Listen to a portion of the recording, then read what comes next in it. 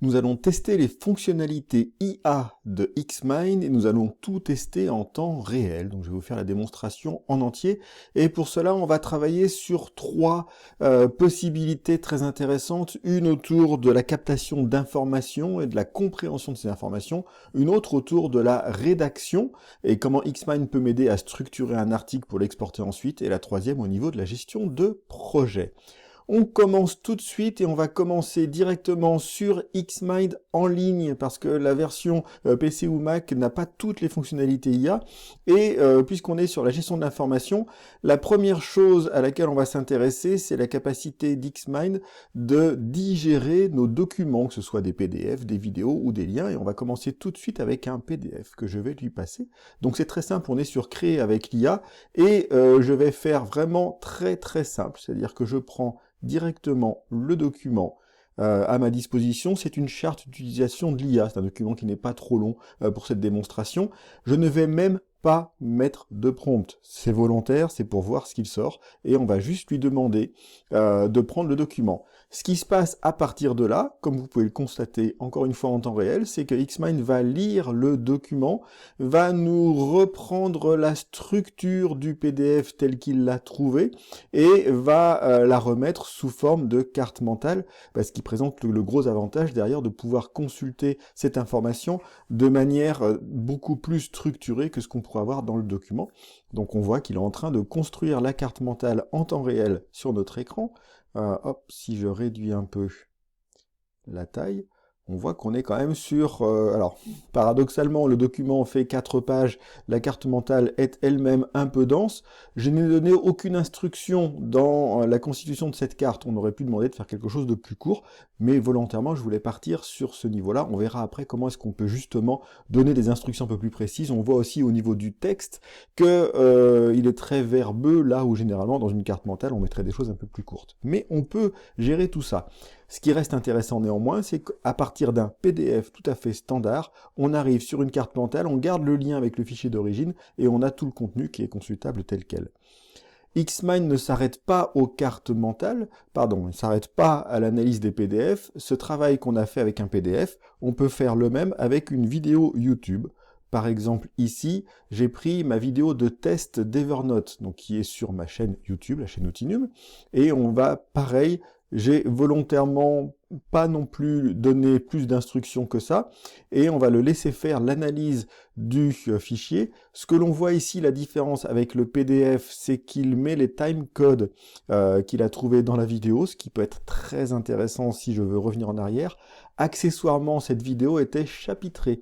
Et ce que l'on voit aussi ici, c'est qu'il a identifié les 3 chapitres que je lui avais donnés, donc l'assistant IA, la recherche sémantique et les notes de réunion. Donc il a repris ça, et puis ensuite il a réparti ce qu'il a pu trouver dans la vidéo à sa manière. Donc ça va être ses choix, mais on voit qu'à chaque fois on a le timecode sur l'ensemble des éléments. Donc on peut de la même manière, c'est une vidéo qui n'est pas très longue, elle fait une petite quinzaine de minutes, mais là, plutôt que, si je préfère de regarder la vidéo, avoir un résumé, j'ai ici le résumé complet de ce qui s'est dit, étape par étape, et avec l'accès au timecode, si je veux revenir sur un point précis, soit pour vérifier ce qui a été dit, on ne sait jamais, soit pour revoir précisément avec, dans ce cas précis, puisqu'il y a des copies d'écran, des exemples de ce qu'on a pu trouver.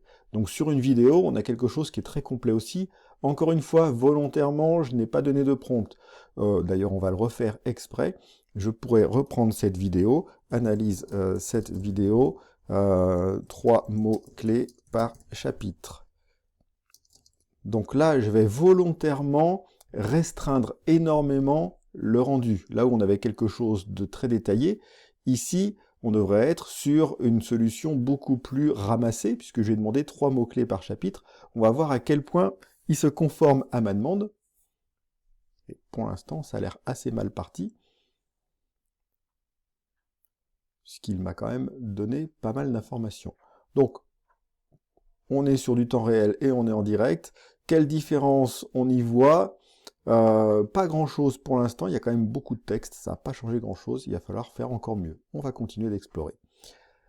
Troisième façon d'utiliser, toujours sur l'information, on a vu avec un PDF, on a vu avec une vidéo, la troisième possibilité, c'est avec un lien de la même manière, Donc, je peux faire, hop, résume cet article, on va lui donner, hop. Et je reste pareil sur le même contenu que la vidéo, donc l'article que j'ai pu écrire sur Evernote. Donc on est sur cette même logique où il va aller prendre le contenu qu'il trouve et il va le mettre sous forme de carte mentale. Sur la PDF, il fallait lire le contenu. Sur la vidéo, il fallait transcrire. Donc on avait une étape supplémentaire. Sur un article, on se dit que c'est un tout petit peu plus facile puisque d'une part, on est sur du contenu texte majoritairement. D'autre part, c'est du contenu qui est généralement structuré avec les titres niveau 1, 2, 3. Donc a priori, il doit avoir une assez grande facilité à retrouver l'information. Comme pour la vidéo, on retrouve, sans surprise, on parle d'Evernote encore, on a le titre qui est bon, et on a ensuite les sections, donc l'introduction que j'avais, l'IA caché dans Evernote avec l'assistant IA, la recherche sémantique, le point spécifique sur les notes de réunion, et les tarifs, et avec les points que j'ai pu mettre dans l'article, tarifs en hausse, fonctionnalité qui justifie en partie l'augmentation ou pas. Donc on retrouve exactement l'article tel que j'ai pu le rédiger. Donc on est sur quelque chose qui est quand même très intéressant quand vous allez vouloir regarder ou comprendre du contenu. Vous pouvez lui donner du PDF, du document Word, de la vidéo, un lien, et il va restructurer tout ça sous forme de carte mentale qui peut être beaucoup plus facile à digérer. Deuxième étape, on peut aussi utiliser Xmind pour de la rédaction. Je reste toujours sur cette partie créée avec l'IA, qui est le point de départ de l'IA Xmind, même si on va le voir juste après, il y a des choses intégrées dans l'outil aussi. Et on va rester sur le même sujet qu'on avait tout à l'heure avec le PDF, à savoir rédiger une charte d'usage. Donc je vais rédiger une charte d'usage IA dans mon secteur, je vais juste lui donner dans mon entreprise, je vais lui donner le secteur de l'entreprise pour voir si ça change quelque chose. Vous voyez qu'ici on a des paramètres comme sur ChatGPT ou autre, je pourrais lui donner une pièce jointe, donc je pourrais rajouter un document de référence, par exemple celui que j'avais regardé.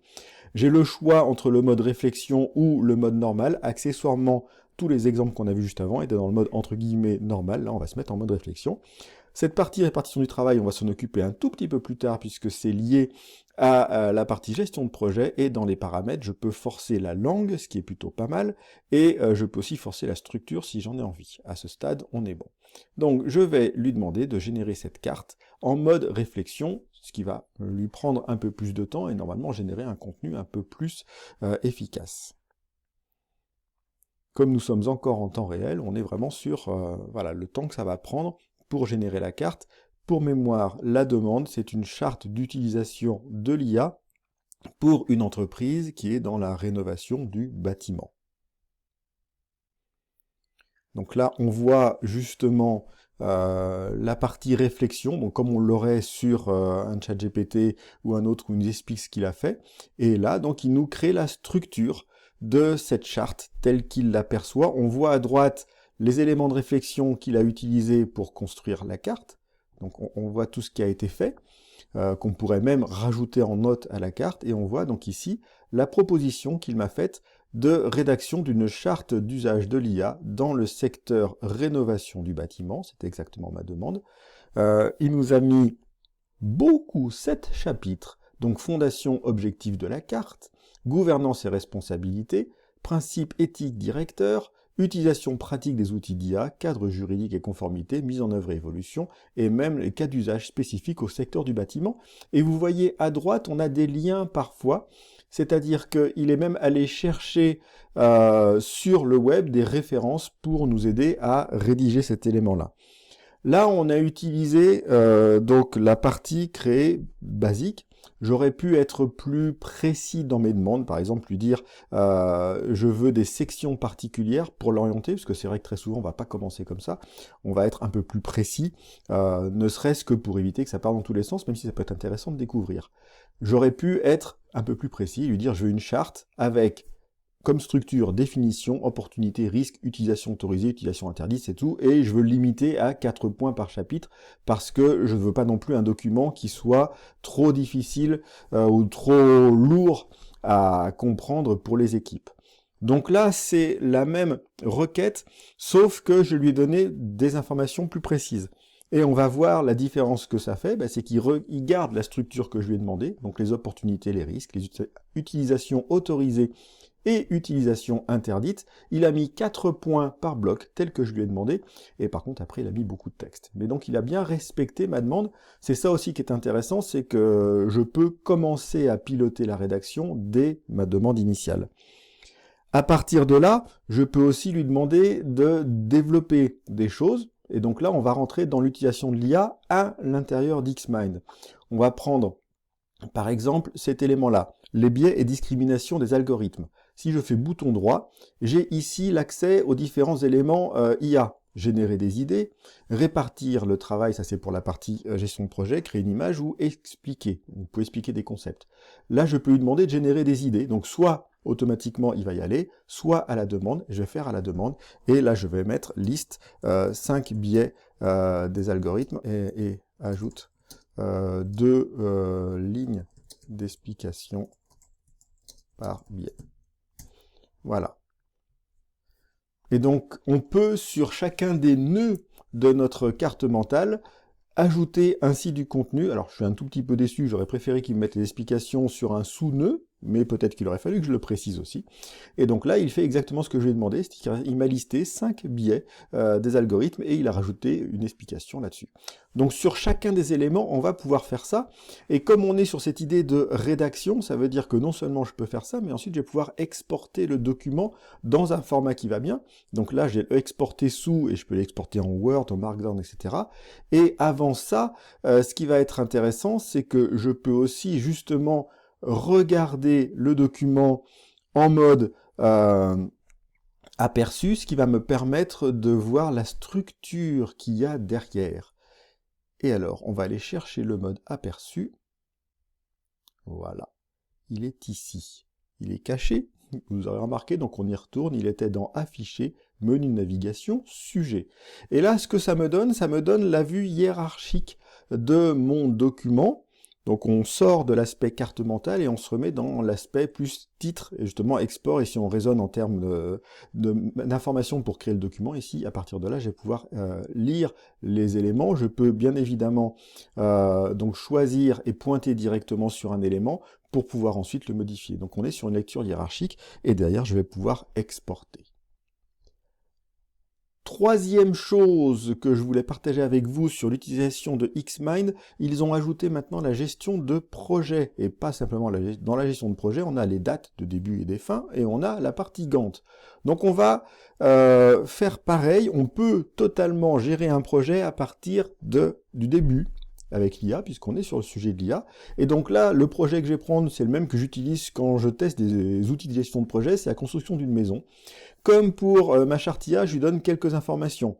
Je veux les étapes suivantes, études préliminaires, terrain, avant-projet, construction, jardin, et ce projet s'étalera sur 6 mois. Je vais le mettre en réflexion, et surtout là, j'ai le choix entre répartition du travail ou affaires. Affaires, il va juste créer des tâches, et répartition du travail, il va me créer vraiment le Gantt avec date de début, date de fin, et vous voyez qu'il a fallu cocher pour le faire. Je fais générer. Là, je l'ai précisé un peu puisque je lui ai demandé, je lui ai listé les étapes et je lui ai demandé des dates. Donc, ce que j'attends de sa part, c'est qu'il respecte à la fois les étapes que j'ai définies et les dates que j'ai définies. Il va les répartir de manière arbitraire. On est bien d'accord qu'on ne ferait pas comme ça. En vrai, on le prendrait. Mais c'est pour voir ce que ça peut donner déjà en premier jet. L'autre possibilité qu'on a bien évidemment, comme on l'a vu tout à l'heure, c'est de prendre la fonction IA et de dire ajoute des tâches sur telle section, donc travailler section par section. Vous n'êtes pas du tout obligé de partir d'une page blanche, même avec un prompt bien détaillé, il y a toujours un risque que ça n'aille pas exactement comme il fallait. Donc, je lui avais demandé 6 étapes, on va voir si elles sont respectées.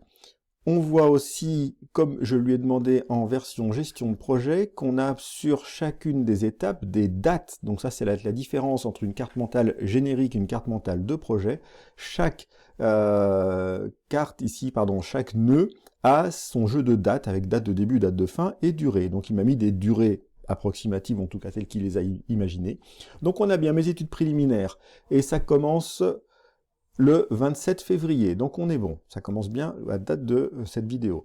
On a l'acquisition, préparation du terrain, l'avant-projet détaillé, la construction qu'il a répartie entre fondation, gros œuvre et seconde œuvre, et donc intérieur-extérieur, et on a l'aménagement extérieur tel que je lui avais demandé, et il nous a rajouté, je ne lui ai pas demandé, la réception des travaux. C'est bien, c'est assez cohérent, mais c'était une étape que je ne lui avais pas demandé. Donc on a déjà ici une carte qui tient assez bien la route au niveau des étapes telles que je lui ai demandé. Il faudrait regarder ensuite le détail de chacun des éléments. Je n'ai pas regardé la fin sur la clôture, mais on est bien sur une réception en août, donc on a bien 6 mois. Et ce qui est intéressant, au-delà du fait qu'il ait créé ça tout seul, c'est que on peut ensuite s'appuyer sur les fonctions gestion de projet d'Xmind, et notamment la partie Gantt. Et donc là, on va se retrouver avec un diagramme de Gantt, tout ce qu'il y a de plus classique, où j'ai bien toutes mes étapes qui sont définies. Et ce qui est intéressant, on a la double vision carte mentale et Gantt avec les étapes. La définition des besoins et faisabilité, c'est un nœud principal dans ma carte mentale avec les sous-nœuds. Donc on retrouve cette distinction. On a la même logique dans ZenKit, qui est un outil qu'il avait testé il y a très longtemps, mais on retrouve, et donc on a bien nos dates de début, dates de fin, et chacun des éléments, on le voit, est mobile, c'est-à-dire que je peux changer les liens, et je peux changer les dates qui vont en face. Donc ça c'est très intéressant, et mon diagramme de Gantt, je vais pouvoir l'exporter aussi de la même manière, soit en version visuelle, PNG, JPEG, PDF, soit carrément en Excel, et même en calendrier à tester, mais ça peut marcher. Donc on a une double combinaison, à la fois des fonctionnalités IA de Xmind qui m'ont permis de créer cette carte rapidement, de rajouter des dates et de construire la structure du Gantt, puis derrière on s'appuie sur la gestion de projet d'Xmind qui me permet de suivre directement les éléments, soit dans la carte, soit en format Gantt. Voilà donc pour ce tour d'horizon des fonctionnalités IA. Vous voyez, c'est assez riche. On l'a fait sur 3 éléments, à la fois l'acquisition d'informations, un PDF, une vidéo, un lien, et comment on regarde la carte, la rédaction avec la construction d'un squelette, puis on peut rajouter des informations au fur et à mesure, et puis la gestion de projet, soit en construisant une carte à partir de rien, soit avec un prompt un peu plus détaillé, soit en y allant nœud par nœud.